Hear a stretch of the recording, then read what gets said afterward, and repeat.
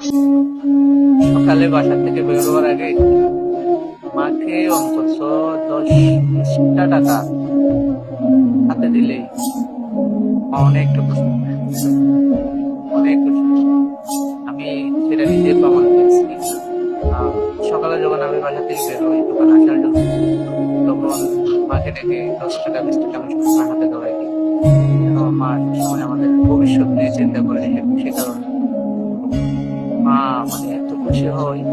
তো যখন আমি দোকানে আসি, আমার বিজনেস, আমি আমার কর্মক্ষেত্রে যখন আসি, তখন খুব ভালো feel হয়। আমি আমার মাকে স্মরণ করে যে জায়গায় গিয়েছি, ওই জায়গাটাই আমি সাকসেস। ওই যেখানে যাই না কেন, আমি সব জায়গা থেকে সাকসেসফুল হয়ে বাসায় ঢুকি।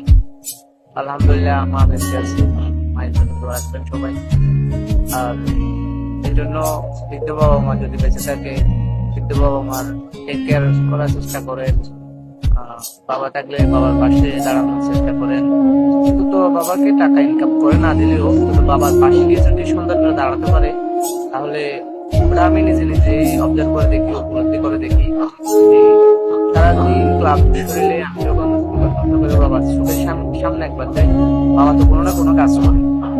তো বাবা আমার দিকে একটু করে তাকাই, তারপর আবার মাথা নিচে করে। ভালো থাকবেন সবাই। কিন্তু বাবা মা থাকলে সবার টেক কেয়ার করবেন, সবার যত্ন রাখবেন, খেয়াল রাখবেন। মরে গেলে আর ফিরে পাবেন না। স্বার্থ থাকলেও দেওয়ার মতো মানুষটা পাবেন।